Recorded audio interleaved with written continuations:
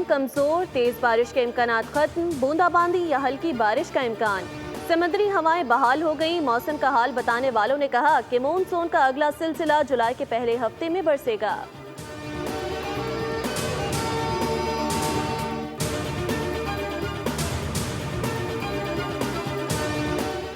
डाका डालकर जाली तरीके से कराची में मेयर मुसल्लत किया गया।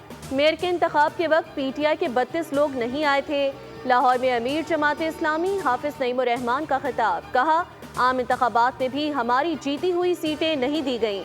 मैं चंद वोटों से अपनी सीट हारा था, लेकिन मुझे जितवा दिया गया। ये इख्तिदार की म्यूजिकल चेयर है, मखसूस नशिस्तें तहरीक इंसाफ का हक था।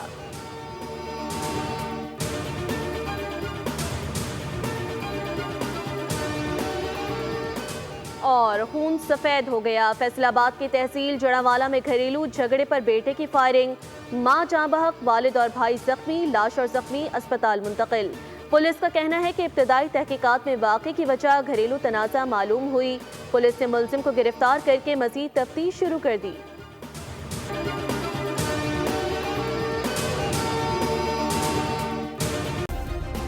सब्सक्राइब करें और बेल दबाएं ताकि कोई खबर रह न जाए।